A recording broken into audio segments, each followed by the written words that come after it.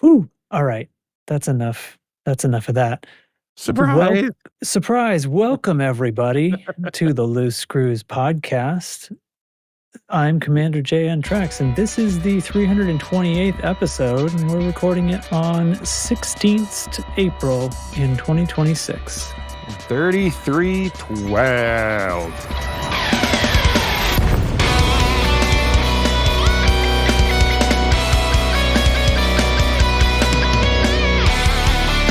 So everybody had either some other commitment or taxes to do, and I said, let me solo her. But then Lark turned up anyway, so this was going to be a real experimental episode. I was already going over in my head how I was going to handle it. I was getting ready to do the Ask Scout episode. it was a coin toss if I was going to do the, so me, what have you done this past week to myself? If you did it solo and actually did that, I would have freaking applauded you, man. That's awesome. I mean, I think I probably was gonna do it, man. Damn, I can do that. Whatever. I'm not afraid of microphones, you know? I don't care. So, but turns out Lark Shadow decided taxes can wait. You know, how long is it going to take us here? 40 minutes or whatever? Taxes can wait 40 minutes, and he's jumped in here to chit chat with me. So mostly because I have things to complain about, but outside of that, yeah. Dear listener, you are our outlet. I think they knew. I hope you're okay with it. Yeah, they ought to have. So, stuff to complain about. I say go for it, man. All right. What really grinds Lark's gears? So, the people in the recording booth might know I'd been planning, me and my wife. It's just me, man. It's just me. Floors. There's no audience. It's just me. Done. Okay, so we've been planning on getting our floors done, and we're going through Home Depot. Got a really reputable contractor and area, like the whole nine, right? And so it comes to the day that they're delivering the flooring and the new baseboards, right? Baseboards show up first. Okay. And I'm working from home, so flooring shows up. I'm like, great, thanks. They drop it off, they leave.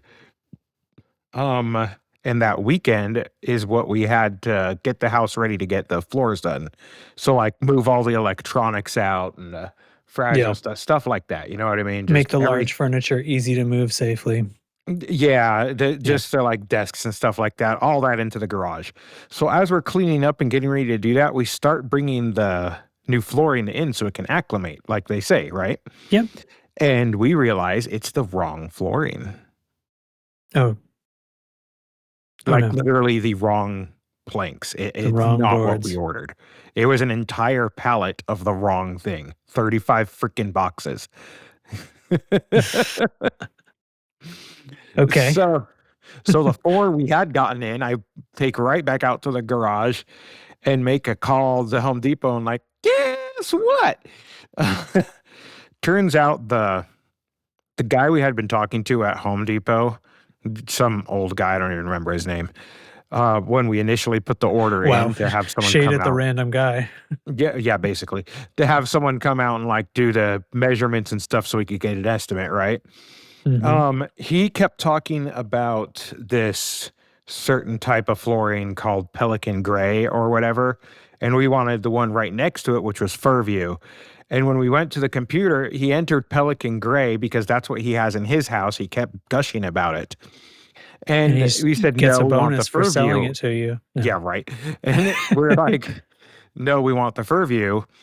And this is all laminated planks, mind you, so it's not real wood, but it looks nice. And it's better. Yeah, no, we have that. It's what you want. It's the only thing. Real wood doesn't hold up to dogs the way we got vinyl. LVP does. Yeah. And so he enters Pelican Gray in our order by mistake, and we're like, no, we want the Furview. And he goes, oh, okay, well, I'll change it in a second. And then I guess he forgets. Great. Yeah. So we go through the whole friggin' rigmarole. Get Home Depot's like bending over backwards for us, like serious props to them, because they're like, this never happens. We're so sorry. We will get this fixed. And they did. Their logistics effing company, like, I am trying not to swear, but I don't have any other words, so I'm just not going to say those words about them. Because in our area, Home Depot basically farms out their logistics contract to whatever person with a truck that wants to do it Yeah, can, like sure. professional, right?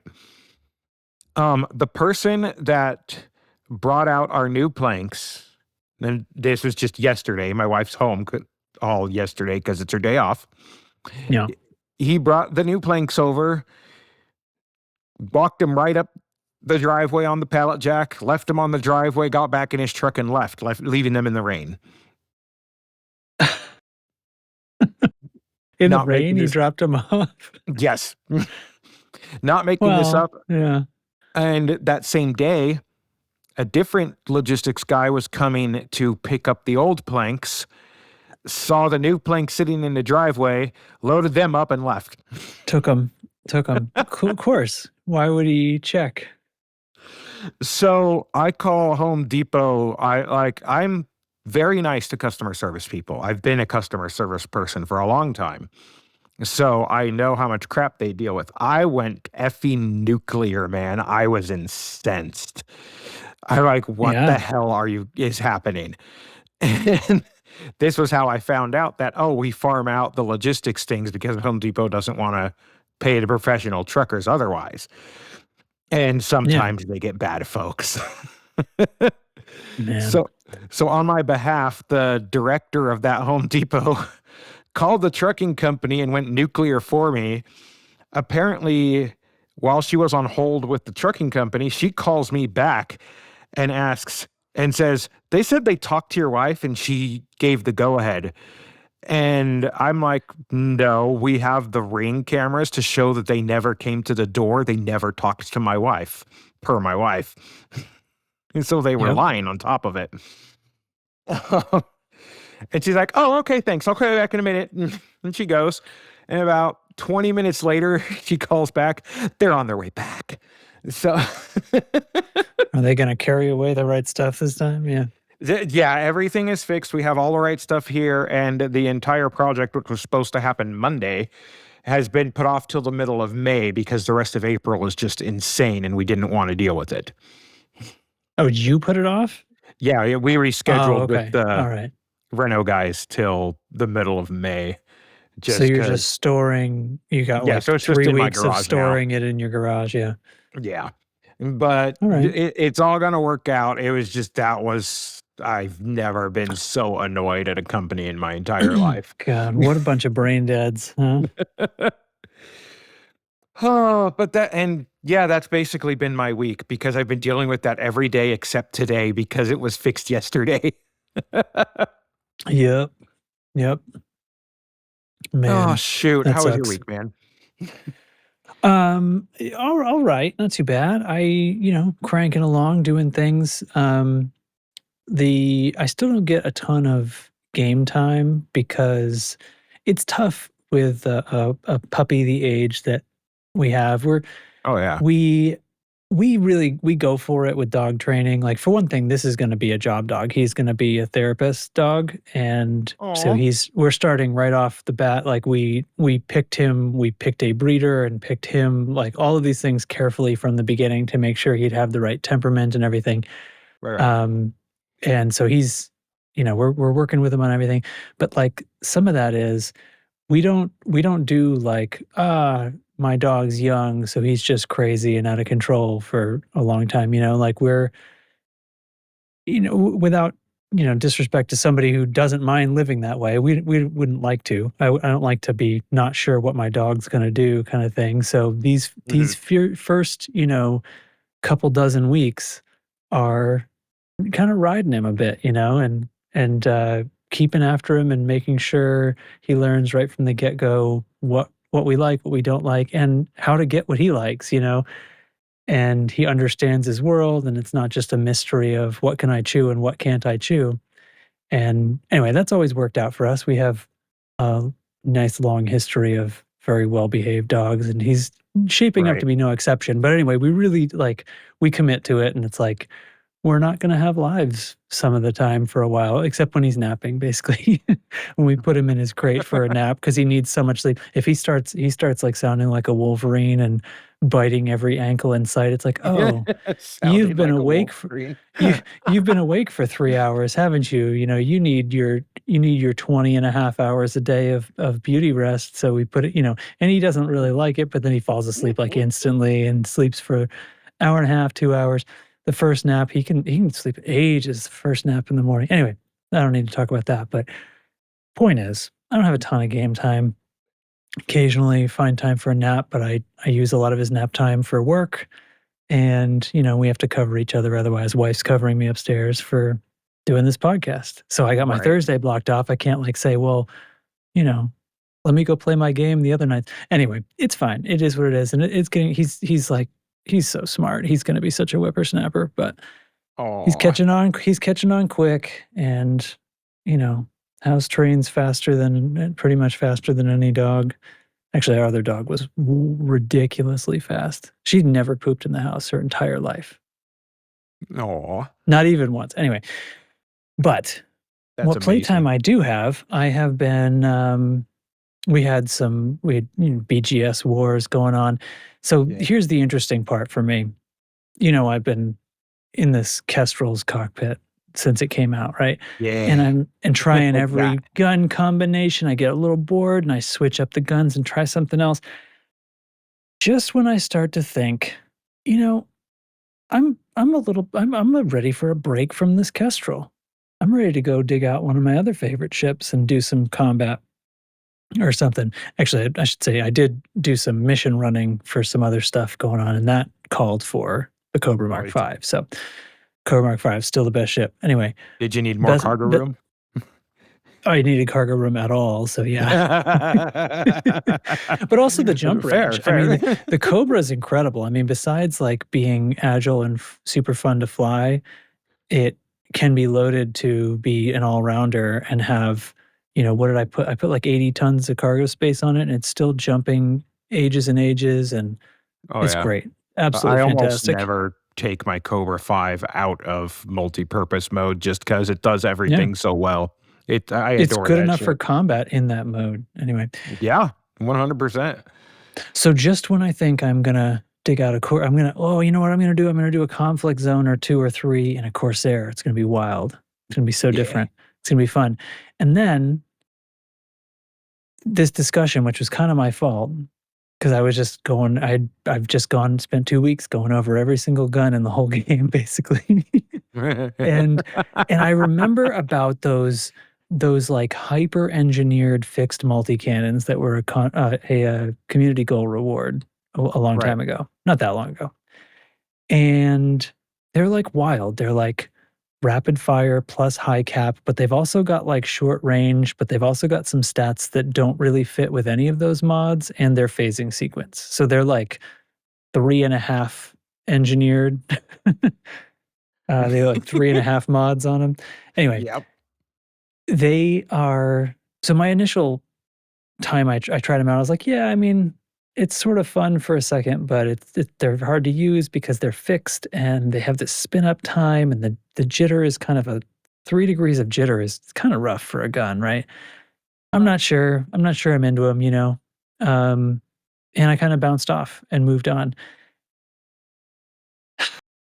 So then I'm like, oh man, I've tried every gun. You remember these silly things, huh? And then some people in Discord are replying to me yeah, man, I don't know. I use them on this ship and it works great. I don't know. I put them on this ship and everything just vaporizes. And I'm looking at the stats and I'm like, why are the stats so high on these? Why is the damage stat so high? What did they do to these guns and why didn't I like them? So I'm like, fine. So I put them back on the Kestrel this time. And they're incredible. What's wrong with me? How did it's I know everything about combat and every gun and I've tried everything and then I'm wrong and I still learn something new. It's like this TFG, guys, this fucking game. So anyway, tried a bunch of different combinations of them on here. And what's funny is the Kestrel has size 3 gun mounts. So you don't think you're going to put a size 2 gun in there but it outdamages most of the other size 2 guns and with way less energy. So now I've got this Kestrel build where I can have 4 pips and engines like all the time, which is, of course, the Kestrel's got way too many large gun mounts and way too small a distributor to be able to pull that off with most loadouts, right? So now I've created this loadout that's like, and I'm just hammering through conflict zones so fast. How did I improve on this already extremely tested and refined setup even more? It's wild. So anyway, that's what I did yesterday, I think, for a little while. That same story is how I ended up with those community goal frag cannons from forever ago on my Cobra Mark V. Just because I love it so much. Oh, the smalls. Yeah. They were smalls and larges. So you could only fit the smalls on the Cobra, yeah. Yep. And then I already had a engineered double shot screening shell that I put in the medium on top, and they sing. I love it. Makes me laugh maniacally. Those are good on Kestrel too, because it's got large and small mounts. And those guns were basically made for the Mamba, right? And so the the Kestrel is like it's like direct swap in for that. You can basically, then you got one more mount, just like the Mamba. Yeah. Oh man, this game, am I right? So, let's see, what am I doing here? What are we doing? That was our beginnings. We didn't schedule this out like I said, I sat down thinking I was going to solo this. So I didn't like go through and say, do you want to take this section? Do you want to take this section? But, oh, you know what else? I didn't bring my, I have to call up my robot because I just realized I didn't remember to do that. And I want to play my sound effects, everybody. So I am just going to log in with the old ye olde sound robot here. So while he logs in, everybody out there, if you don't have the chrome paint for the Asp Scout, what are you even doing? Oh my God, why did you say that? Because it needed to be said. That's why. Negative, erroneous. Okay, here we go. We're going to do, which one of these is squad briefing? Here we go. Incoming priority message. Squadron Briefing.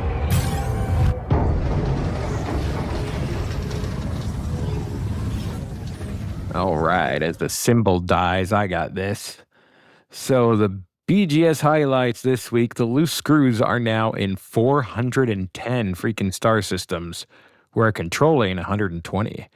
We're expanding out of IC 2602 sector, ZU blah blah blah, Bloomingwind's Folly, to where we don't know, because the next closest system that could be expanded into is 43 light years away, which in theory is way too far. So it's going to be fun to see what happens with that, because still nothing has. States of interest in BD49 plus 3937. There is an Outbreak. There's also one in HIP 11879. There's a Drought in 7 Andromeda and a Boom in Alexandrinus, which is nice to see considering all the bullcrap that's happened in Alexandrinus. There's also a control war there, which at the moment we are on top of. It is day 4. Several wars and an election are going on that we're not worried about. And an old system is overheating, NLTT 2969. Oh, I remember that. It's a mining stronghold for Liang-Rui, so that's probably why it's overheating. And that is your BGS update. Da-da-da. Da-da-da. Yeah, great job, man. So, power play rolls on. I'm going to play the sound, and then I'm going to tuck into our little report here from the field. Some might say a short PP report. Well, but I think it's actually pretty average. Yeah, fair. This is the short PP report.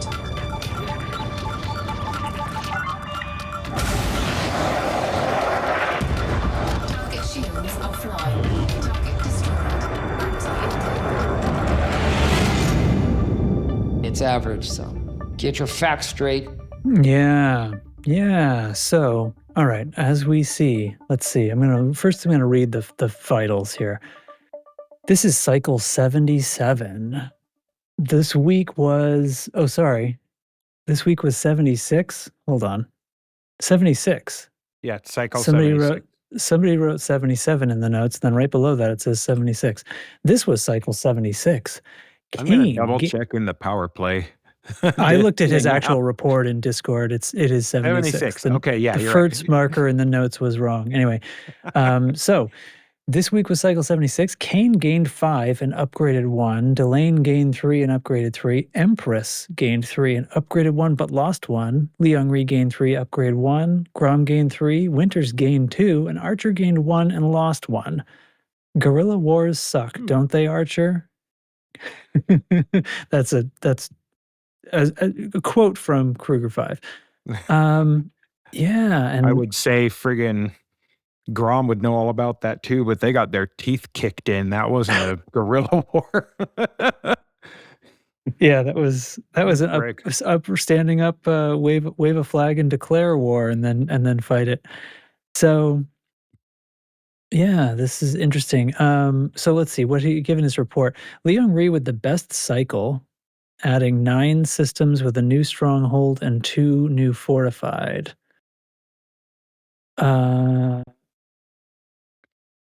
Why is this different than what's written in the notes? His report in Discord does not match what's written in the notes. Now I think I've said something wrong. Anyway, I will continue to read Kruger 5's report that was posted in Discord. Liangri with the best cycle, adding 9 systems with a new stronghold and 2 new fortified. That definitely doesn't match what I said before. Delaine with back-to-back strong weeks, number 2 for this cycle, adding 4 fortified systems. I think what's happening here is this commentary section that I'm getting to now is he's sort of doing a little more interpretation rather than just the raw numbers. Right. But it definitely doesn't match. I don't know. That first thing doesn't match. I'm sorry. This is why we usually have people who have been actually doing this stuff to read it. But anyway, yeah. Top he continues about Delaine. Top men. Yeah. Indiana Jones, right? I think that's what that's from. Okay. So again, about Delaine, not sure what changed over in Archon's camp, but 3 solid weeks in a row with a new focus on reinforcement. So yeah, I mean, traditionally, and I can scroll down the thing, like they've mostly been playing a game of just messing around and having fun and causing trouble and not necessarily gaining a lot of systems. But there's a turn, they've taken a turn the past couple of weeks. Archer leads in the number of systems this cycle with 10 new additions, breaking their losing streak. And that is their losing streak that has lasted a couple of months, sorry. Princess Aisling goes negative, losing 6 fortified systems. What the hell? Holy crap. Aisling did? Aisling. Whoa. Wow. Feet people, what's going on? So gain loss. If I switch this to leader, yeah, I mean, Duval's still at the top of the overall board, but if we view by gain loss, yeah, they're minus 0.131 on the score. Dang. So they're down week over week for their score. God, he's got once you stare at these numbers long enough and realize how he's visualizing this, it's very, very clever. He does a very good job. Yes. Let's see. One more note. Petraeus with a solid goose egg. We see over here, Petraeus zeros across the board. Petraeus score cycle change 0.000. I really friggin' think the Empire, the Empire is doing an experiment to see if they can push Petraeus out of the game. They're not. But that's fun. Yeah, so anyway, thanks Kruger 5 for putting together another excellent report and your great visualizing tool. So, Lark, some dev news. What do you say? Yeah, let's get it. Apparently there's some new paint jobs for old ships. I'm just gonna call up the Elite Dangerous Game Store. I think this is what I Googled to find it. This way I can put it right up. Yeah, look, I can put this right up on our thing here. Yeah, you'd think I'd bookmark it, but I do the exact same search every time. Yeah, I just don't use bookmarks. Well, if there are new paint jobs for old ships, they are not putting them on the front page. But I'll tell you what is on the front page is the new Kestrel paint job, the Amethyst, which I'll click on right here.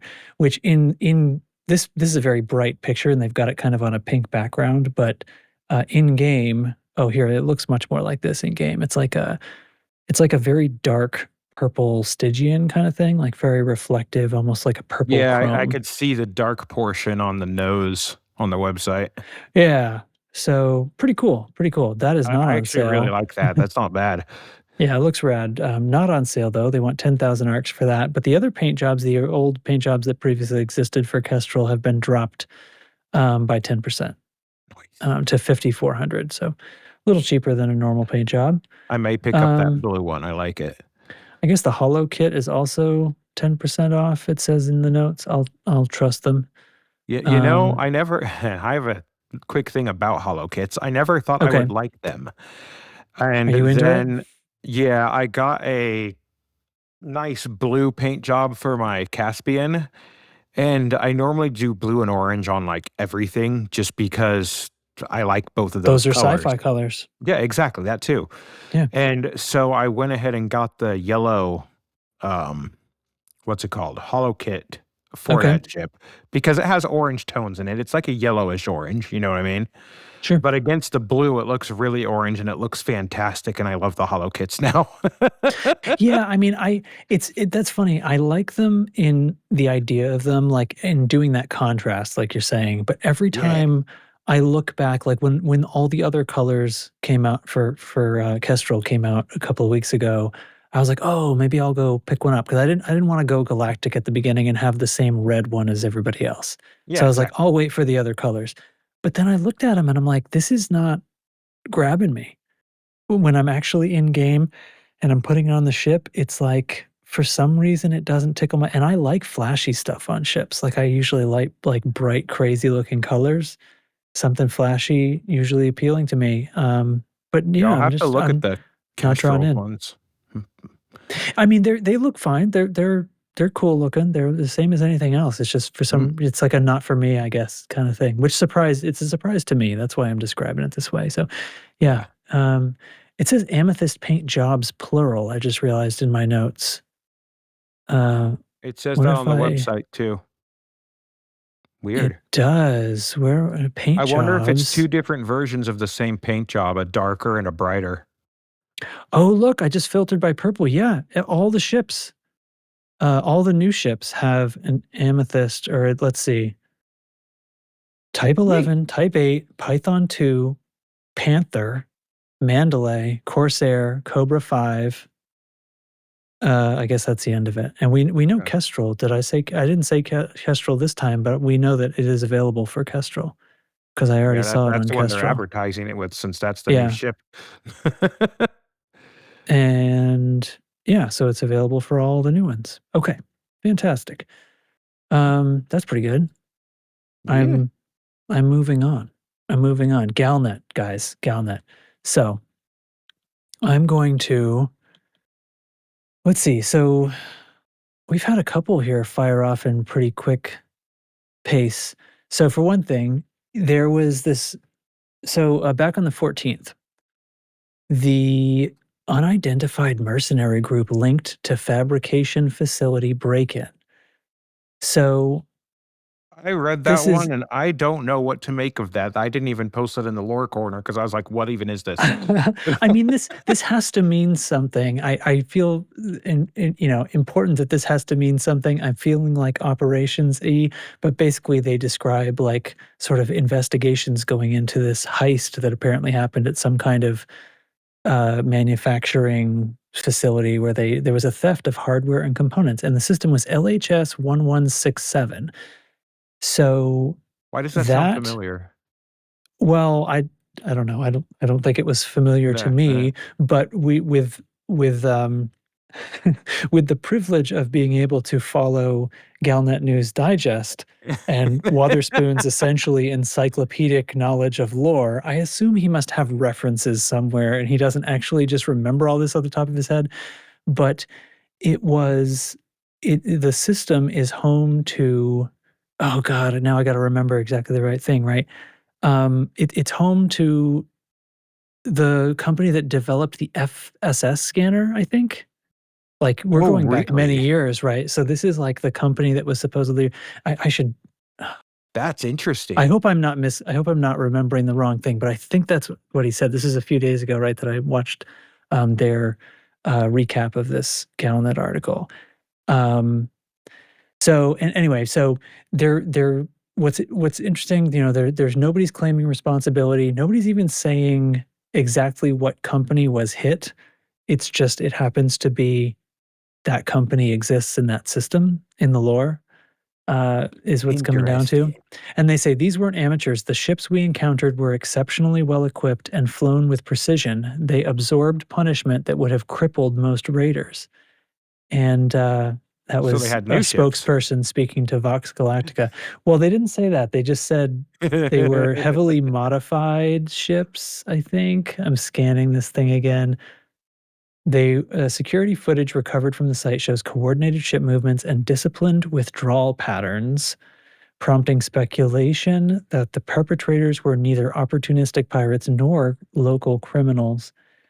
Heavily modified vessels bearing unfamiliar insignia have since surfaced in neighboring systems. So yeah, something's getting set up here. Nice. Operations, anybody? Yeah, probably operations. Probably operations. Okay. Then the next day, which is yesterday, the 15th, Ancient Origins suggested in Radicoida Unica study. So, new analysis of the Radicoida Unica has raised fresh questions about the true origins of the enigmatic flora from HIP 87621 following the recent seed pod recovery initiative, which was very successful. Researchers acting under the October Accords have begun detailed phylogenetic studies using expanded sample pool. I almost said a totally different word. Anyway, I got it at the last second. Anyway, I was reading along and I was like, holy crap. Early findings suggest that certain evolutionary markers within the plant's DNA may not be entirely natural. So without reading the whole thing verbatim onto a podcast, because you can read it yourself, this is saying that millions of years ago, genetic modification was done to this plant, or I don't know, potentially it was created out of whole cloth or something. And speculation went wild for approximately 24 hours about this news article until today, when the next article came out. Our October Consortium seeks Guardian artifacts for new study. And both me and Dio yelled, "I told you so," at our screens. So the company, and they don't want to say why exactly, but they decided they really want some Guardian relics to study. And Ram Taub was like, hey, I know all about that shit, bro. I could help you. And they were like, pass.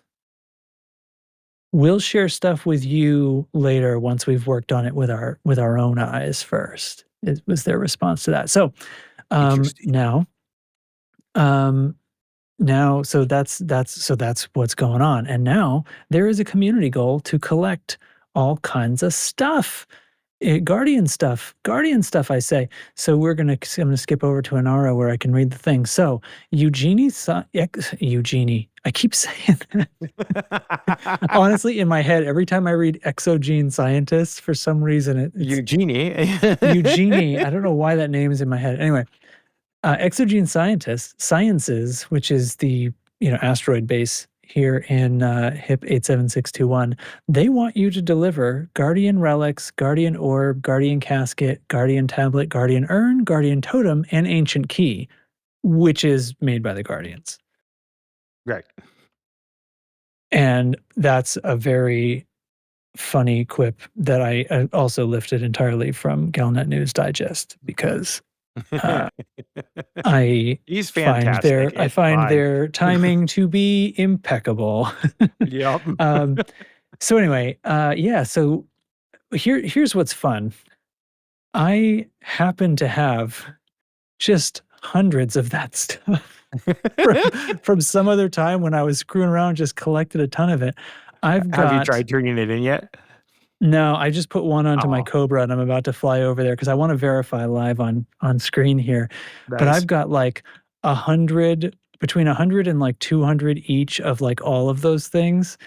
Oh man, Um, you're gonna break the curve for us. well, okay, so here's my first of all, I'm gonna check because these were collected like literally years ago. Right. I think there was a different CG or something at some point, and we were collecting things for for these, and I ended up getting like way more than I needed. I don't remember why we needed them at the time. Who knows? Probably something with the Thargoid War, if I had to guess.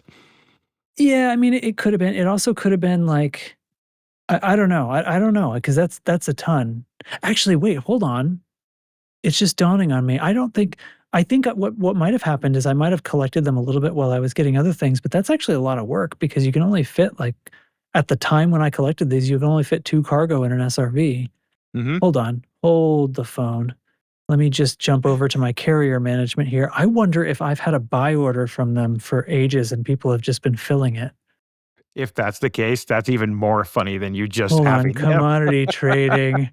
We're doing it live. I had to go down to where all the Guardian stuff is. All right, everybody, pull out invoice 26C. And No, I'm scrolling. There's so many things in this game. Salvage, is that where Guardian Orb? Oh no, if I had buy orders at the time, I don't now. But look, right. here's all this stuff. I've got like 289 relics. Like, give me a break.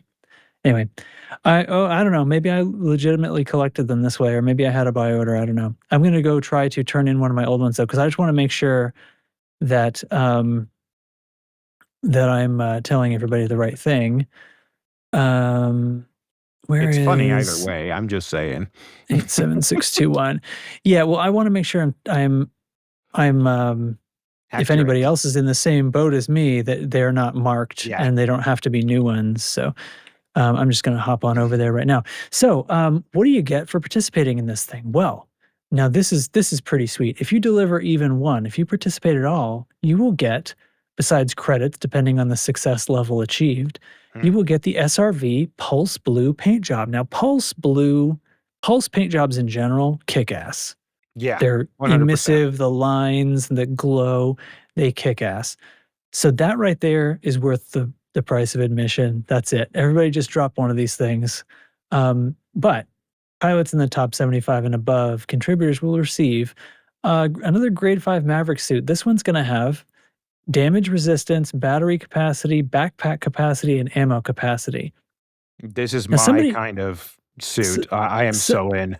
Somebody asked me earlier, is that the same suit as the last thing? And I thought it wasn't, and now I'm thinking I might have told them the wrong thing.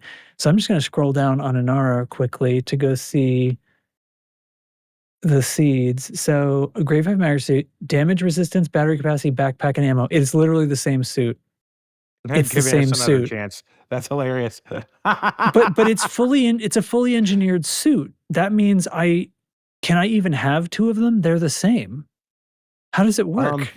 Technically, yes, you can have 2 of them because Well, yeah, it I mean, I guess treats of it as course a you different could. loadout, basically, is what it is. But I could make as many loadouts with one suit. It's just because they're the same, there's just no point. But Yeah, anyway. exactly. Well, then I probably won't.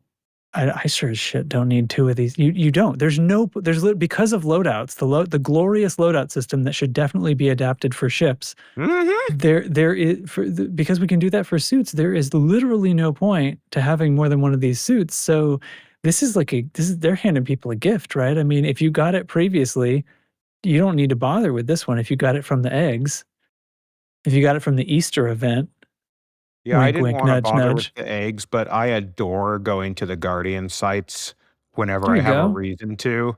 So that's part of the reason I'm totally in on this, just because I love it out there. It is so pretty and so much fun. Yeah, it totally is. It totally is. I'm zooming in here at ExoEugenie scientists. Oh my God. Why can't I remember the name of this freaking place? Yeah, Sciences. ExoEugenie, right? ExoEugenie scienticians. Yeah. So this campaign begins expected to run for 2 weeks. The last one didn't even make it 1 week, and they didn't buff it up.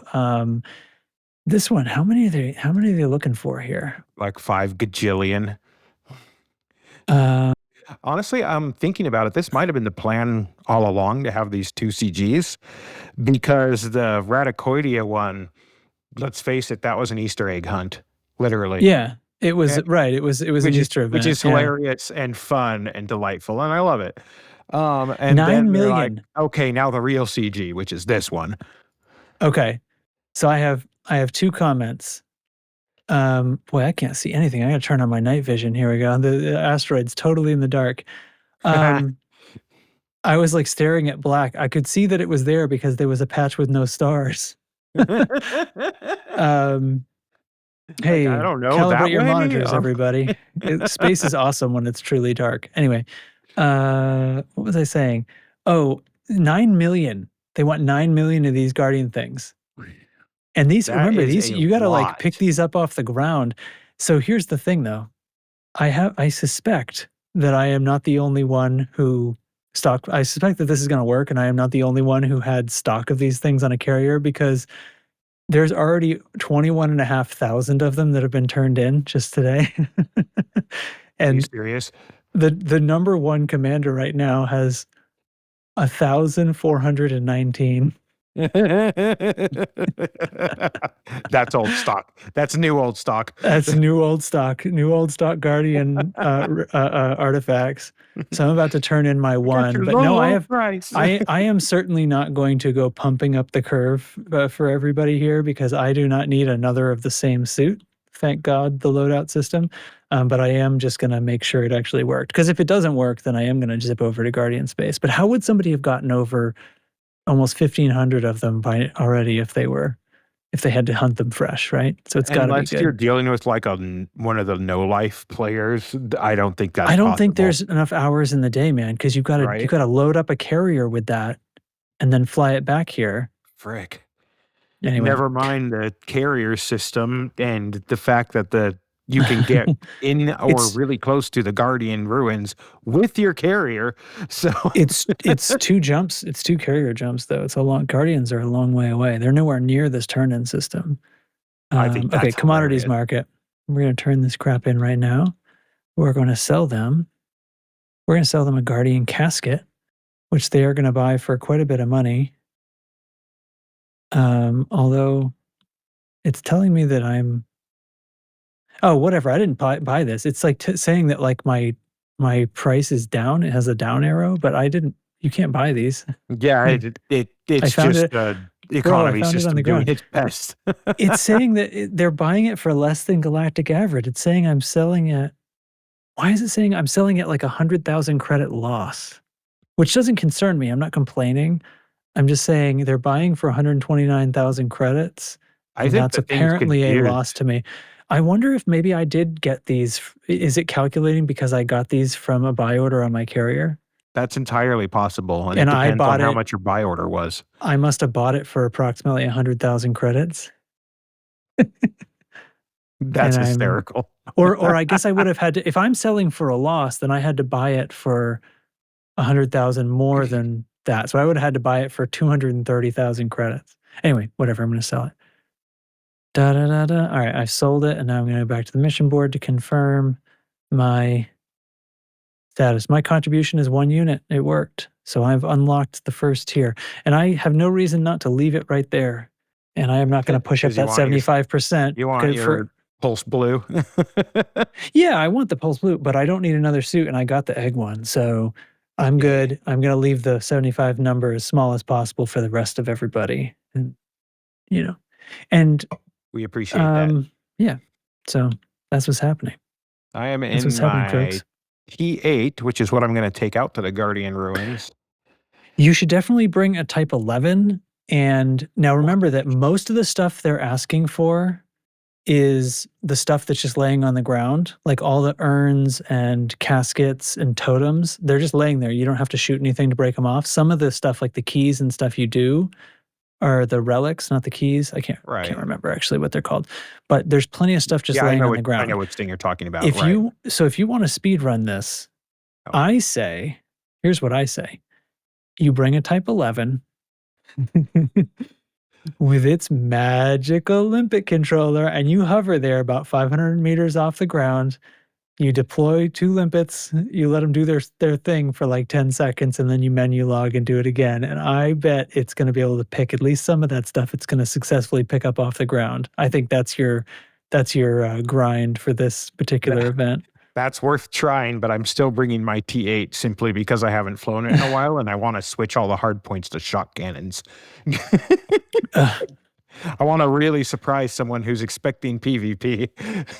But even that, the Type 11's has better gun mounts than, anyway, whatever. I'm not going to tell you what to do.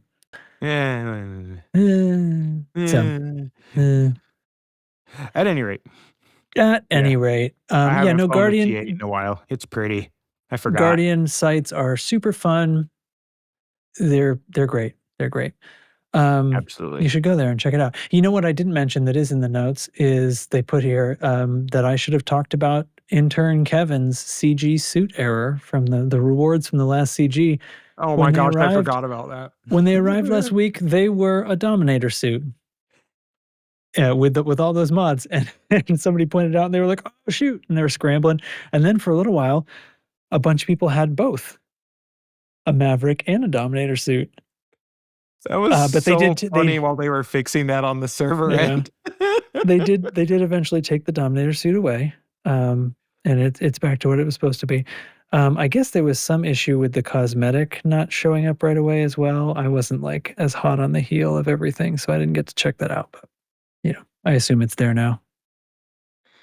The fact that it was the wrong kind of suit, though, that tickled me. It's hilarious, right? I thought that was so dang funny.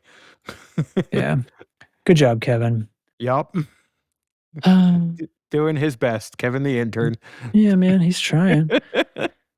So, my guy, that's about the size of it. I mean, we still have the community corner. We still have the community corner. I know. I didn't want to.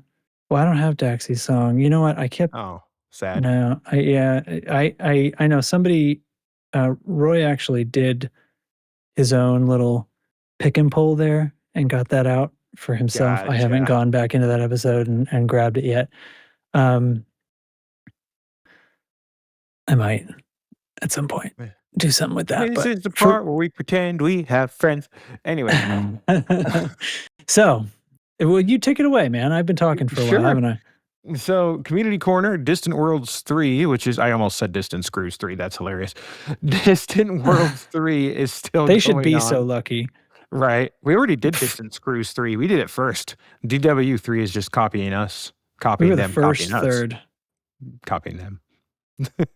Anyways, they're all the way out at Haipue Prue ZR-H D11-59. And they got there on 419. That is waypoint 3 for those keeping track. And holy crap, if you look that up on the Gal map. That is out there. 419 is 3 days from now. It's the 16th. Oh, it is the 16th. They're getting there in a few days. But yeah, if you plug that system name into the galaxy map, they are farther out than I think I have ever gone in this game. They are so the heck far out there. Let me see. It's still scrolling. Hold on, we're going to do it live on the video. We are. Yep. Here we are. They're actually on the inside corner of the east end of the galaxy towards the galactic center. Like it looks like they're following that arm on the other end of the galaxy inward. I zoomed all the way out. Oh, they're like in the middle of like halfway out the disk. It's not like at the edge or anything. Closer than the last one. The last one was way farther away. Yeah. But they're still on that arm though. And it looks like, to my eye, they're probably going to follow that arm all the way back around to the bubble because Okay. it just about intersects it if you hop across that one arm back over towards where we are. That'd be my guess Cool. anyways, but who knows? Cool. Could be. Yeah, nice. So, yeah, what else? Stellar screenshots are in again. I do recommend looking at them because they are fantastically good shots from this game. Just to remind you how pretty this game can be. And they include ones from Martin W., Nug, Sigmund, Withersatch, For Our Cause, Codelin, and Fishface FPV. For Our Cause that's a fun name. Yeah, I struggled For with that. our I like KOZ. Fishface. And none of them probably listen to this podcast. If you do, hop in the Discord. Tell us. There's mentioning that Stellar Screenshots still happening just because they, you don't, I don't see it anymore, right? Because I don't I don't touch Twitter and they don't have streams anymore. I don't go on the forums. So I follow them on Facebook and that's where I usually see it. Okay. They have started to do a little bit with their Blue Sky account, so it's possible that I'll start to see things pop up there, but nice. Yeah. All right. Hey, this turned out probably better than if I'd soloed it, although who knows what new inside jokes would have emerged from that disaster of a show, what it probably would have come out as. And Trax thinking he was going to solo it saved you all from the Asp Scout show once again. Which is what I would do if I did it solo. Yeah, well, I'm still the only one with the keys to the publish button, so... Hey! We'll see. It would have been professional. Hopefully we'll never have to find out if that would ever actually make it to air. Oh, goodness. I really should write that episode. It's been on my mind a lot. You're going to script it? Oh, yeah. Because I'm good. Let me put it this way. I feel like I'm pretty good at improv, but I go off the rails really easily. So I need to script it to keep myself on track. All right, I'll tell you what. You script your All Asp Scout episode, and what will actually air is myself and maybe one or two other people will air the director's commentary to your episode. Oh, hey. So we'll set up, we'll have your episode kind of quiet and a little to the left, and then we'll have our voices, and it'll be like, think of it however you want, either like a director's commentary or like a Mystery Science Theater 3000. Oh, I don't know if I should play into that or not now. I'm just saying, you create it and this is what's going to happen to you. At least it's not a mystery. I will consider it. Okay. All right. Well, thanks, man, for turning up. And thanks to the listeners for joining us. I hope you had fun. Oh, I always have fun. Stay screwy, stay loose, stay screwy. See you in the black, I guess, right? Bye, everybody. Hell yeah. Bye-bye. Love you.